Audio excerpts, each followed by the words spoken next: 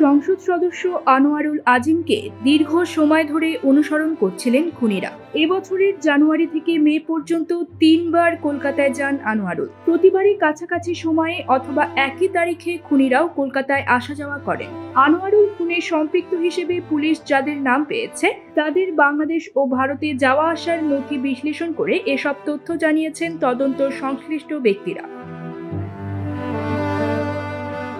তারা বলছেন, দুবার ব্যর্থ হয়ে তৃতীয়বার দীর্ঘ পরিকল্পনা করে আনোয়ারুলকে খুন করতে সক্ষম হন খুনিরা। পুলিশের কাছে থাকা নথির তথ্য বলছে, সংসদ সদস্য আনোয়ারুল আজিম বাংলাদেশ থেকে এবছর প্রথম কলকাতা যান 19 জানুয়ারি। এর ঠিক একদিন আগে 18 জানুয়ারি খুনের মূল পরিকল্পনাকারী হিসেবে শনাক্ত হওয়া আখতারুজ্জামান ওরফে শাহিন কলকাতা যান।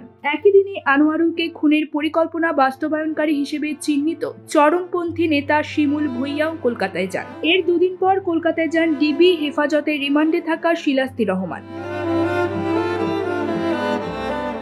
পুলিশের তথ্য অনুযায়ী আনোয়ারুল আজিম 24 জানুয়ারি দেশে ফেরেন। এর 6 দিন পর 30 জানুয়ারি দেশে ফেরেন আখতারুজ্জামান। শিলাস্তি রহমানও একই তারিখে কলকাতা থেকে ফিরে আসেন। আখতারুজ্জামানের বাড়ি ঝিনাইদহের কোটচাঁদপুরে। তার যুক্তরাষ্ট্রের নাগরিকত্ব রয়েছে। এর আগে 19 জানুয়ারি দেশে ফিরে আসেন শিমুল ভুঁইয়া। ভারতে যাওয়া ও বাংলাদেশে আসার সময় শিলাস্তির সঙ্গে চেলসিয়া চেরি নামে আরেক নারীও ছিলেন বলে জানিয়েছে পুলিশ।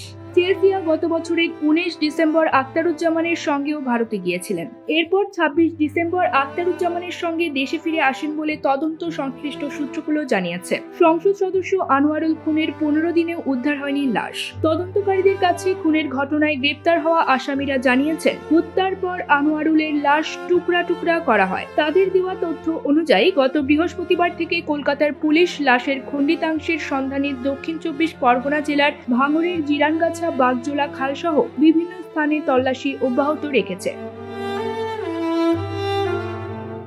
এদিকে বাংলাদেশের 3 সদস্যের গোয়েন্দা দল এখন কলকাতায় অবস্থান করছে। সোমবার আনোয়ারুলের খুন হওয়া ফ্ল্যাটে যান গোয়েন্দা কর্মকর্তারা। এই সময় তাদের সঙ্গে ছিলেন ভারতে গ্রেপ্তার হওয়া কসাই জিহাদ হাওলাদার। ঢাকায় ডিবি হেফাজতে রিমান্ডে থাকা শিমুল ভুঁইয়া, তার ভাতিজা তানভীর ভুঁইয়া ও শিলাস্তি রহমানকে কলকাতায় ভিডিও কলে সংযুক্ত করে জিজ্ঞাসাবাদ করেন বাংলাদেশের গোয়েন্দারা।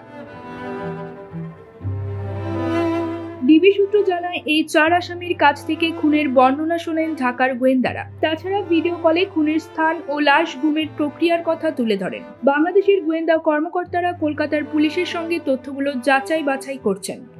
নিউজ ডেস্ক, সংবাদ পরিক্রমা।